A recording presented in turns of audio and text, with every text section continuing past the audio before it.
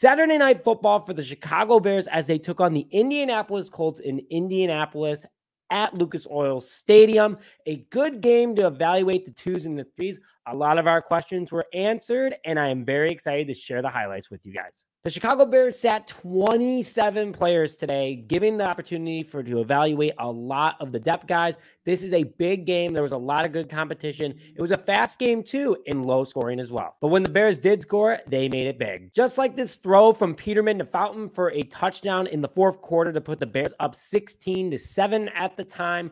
Very nice play, and there's a few more of those that I'm going to go through with you guys. And I know who you're really excited to talk about tonight. Tyson Bagent time is here. Bagent is looking like quarterback 2 after PJ Walker had a super tough time out there today, and he was running with some of the better players as well. We're going to go all into that. But hello, everyone. Welcome back to this episode of Just Another Year Chicago. My name is Nick Brody. Thank you, as always, for tuning in. I'm here to break down my biggest highlights from this game. And for anyone watching, did anyone else feel like they're a little concerned about how the NFL referees are looking this year? A lot of missed mistakes, a lot of just no energy.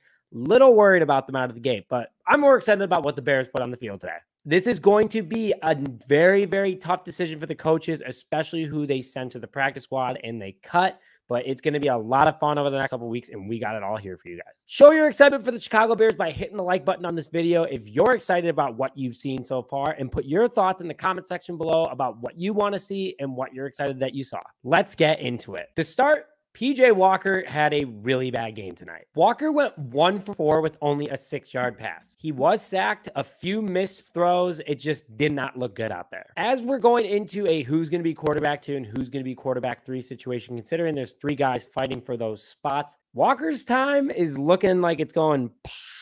Just so everyone knows, even if the Chicago Bears were to cut Walker, they would have to owe him $2.01 million this season in dead cap money. Not a good look. And, you know, you could throw him on the practice squad and see if someone claims him, but I don't think with how he's doing right now, anyone's going to claim him. But Tyson Bagent, that's what we're here for, folks. He is quarterback 2. Entered the game in the second quarter and started off with a really nice throw to Dante Pettis. Great on-the-move pass as well, and it was a first down to Webster on his second throw. Looked very good. But then, as the Bears are in the red zone, he takes it himself for a score, showing his best Justin Fields impression to put the Bears up at the time, to get the Bears within 1 at the time. During his time out there, there was just swagger on the field. The ball was moving well. I'm going to go into that in a little bit with Rashawn Johnson, but overall, this guy was making things happen. Then you go to, okay, maybe Walker can be QB3, but Nathan Peterman came out and had a nice game. Right here, a nice touchdown throw to Fountain to go up 16-7 at the time during the game. Great move out of the pocket by Peterman. Also, really good decisions, just getting the ball downfield and moving it. Peterman looks comfortable in this offense. He looks good, and I think Chicago does have to keep him right now. From the wide receiver standpoint, I think Fountain has a good shot at making this roster as the sneaky guy out of everybody. He's had 2 touchdowns in both games that he's played in and has had a great preseason as well. And Sybil Webster has also looked really good. So, I mean, he's a good special teams guy. Could keep him. But Dante Pettis, I tweeted this out before the game. I wanted to see if they put him in a punt return because he is a specialist at that. And they had him out there almost all game catching punch. Not one fumble. That is what the Bears need. I don't care if he doesn't return it. Just catch the ball. Don't give it up. Good game by Pettis, who's been struggling to stay on the field. Nice to see him out there. The offensive line had a tough start to the game. They really weren't making a lot of protection. They looked a little confused out there. But as time went on, things got better. And they gave a lot of holes for Rashawn Johnson over the game. Overall, the offensive line had its moments. These are the 2s and 3s. Just keep that in mind. But overall, like Alex Weatherwood looked a lot better at left guard. Larry Borum looked pretty good out there. Doug Kramer was a little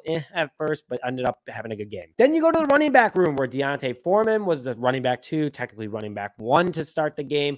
Had a couple first downs, didn't look too bad, but Rashawn Johnson, man, he had himself a game. On the second possession that he was out there, he had 4 of the first downs before the rushing touchdown by Tyson.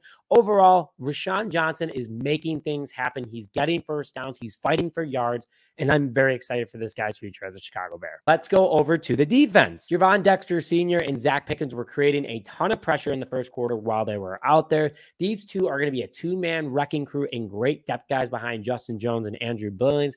Looked good overall. The defensive line had a lot of good moments today. Colts got into the red zone, and the defensive line actually made them forced them to make a very tough throw, Gardner Minshew, into the end zone to make the Colts go up 7-0. But the defensive line stuffed them at the goal line, forcing them to pass. And that's a good thing because our secondary ones are just absolute ball hawks, and that probably would not happen with that much ease in a real game. So very excited about that for the defensive line and the defense as a whole. Terrell Lewis out there also, man. Another sack. This guy is also fighting for a roster spot, looking really good so far, starting to buy, the hearts of fans.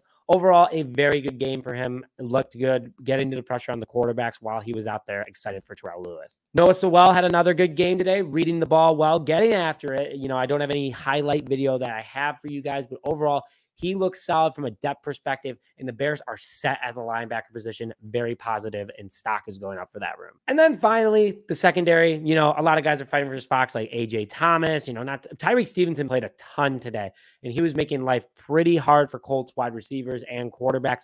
But overall, he's got to chill a little bit on these unnecessary roughness. He did get a flag for unnecessary roughness, but there was also the unnecessary roughness of the Colts player the next play.